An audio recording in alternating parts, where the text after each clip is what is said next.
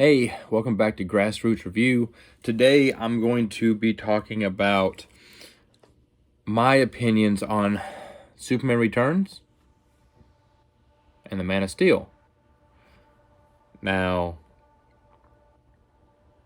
I love both of these films, but they're fundamentally different, in my opinion, both from their approach, from the story, from the filming styles, what they're trying to accomplish. And let's start with the one that came out first, starring Brandon Routh or Routh. I don't know how to pronounce it, but he plays the Atom in the Arrowverse, and Heroes of Tomorrow, I think, is the other show. His portrayal of Superman reminds me, and I think it was supposed to be very reminiscent because I believe it's on the same timeline as the Christopher Reeves films. And it was supposed to be like a conclusion to it because I think it follows along with that story. If you go back and rewatch them, I think it's a continuation of those films. And I think that it was Bryan Singer who was the director, I believe.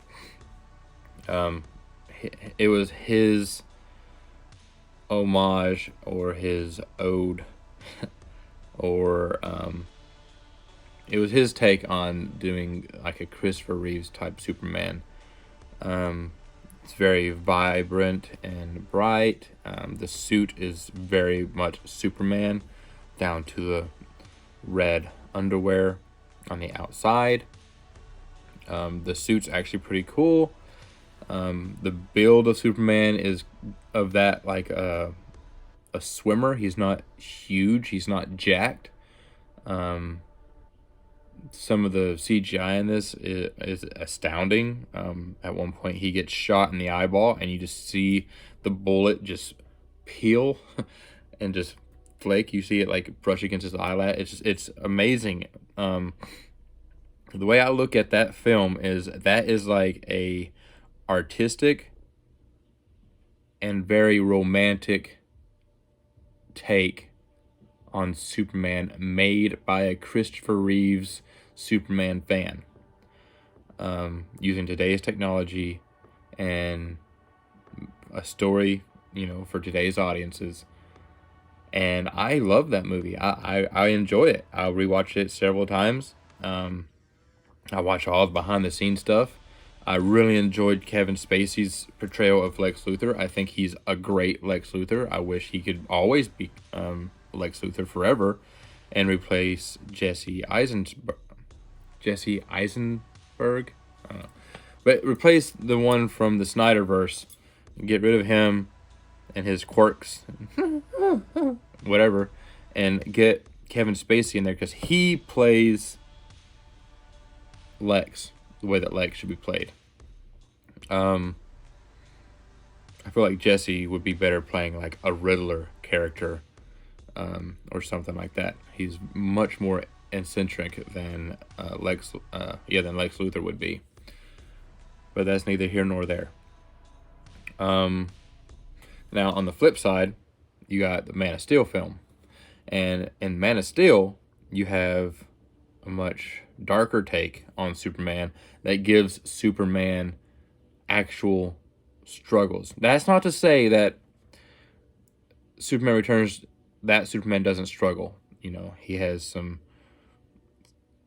struggles with Lois Lane having been dating and engaged to Cyclops, or I think his name is Richard something. I think he's the son of or he's related to the guy who runs Daily Planet.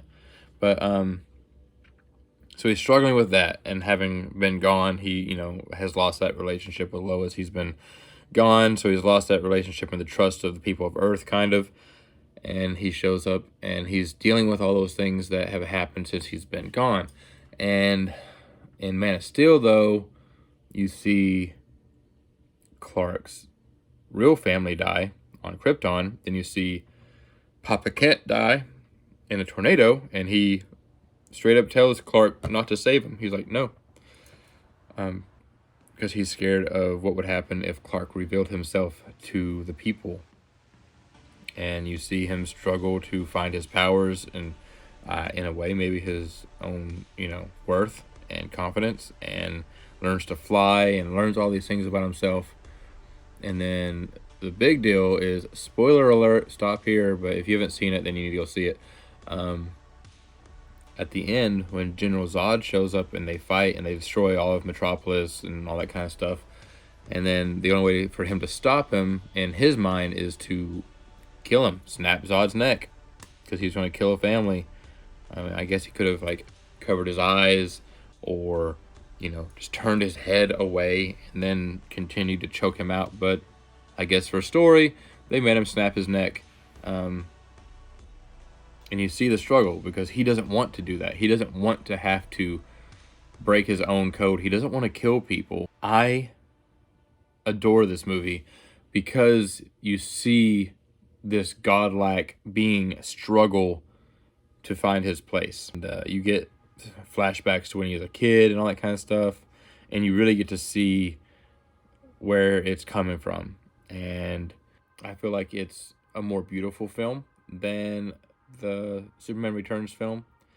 I love the way that Zack Snyder, the director, is able to build the action scenes, and I love the way that he portrays Superman as a god or a demigod, but he wants to be human. Like he's trying to find his humanity while also playing the part of this godlike being, trying to save people and balance those things out, and trying to find his place in all of this. But those two movies, while extremely different, are also both movies about probably my third favorite comic book character of all time, and I love them both. They're both fantastic, and I love it and really enjoy watching them both. I think The Man of Steel will come out on top.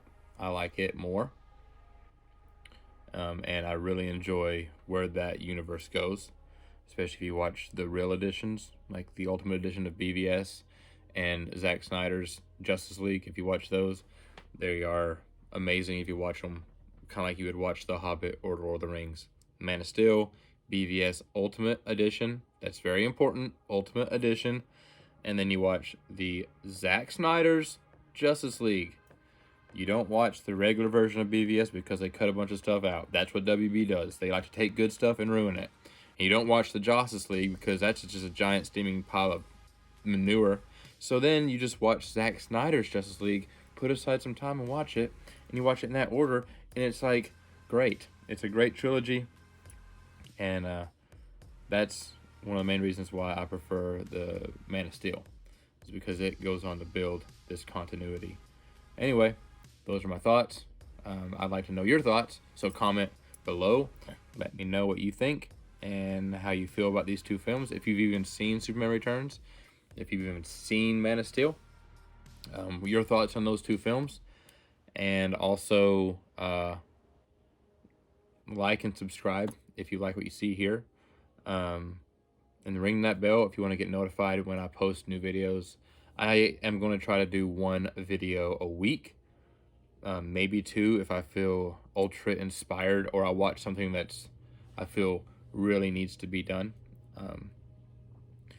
Yeah, anyway, I think that's it. I think that's all I got to say about these two, and I guess I'll see you on the next one.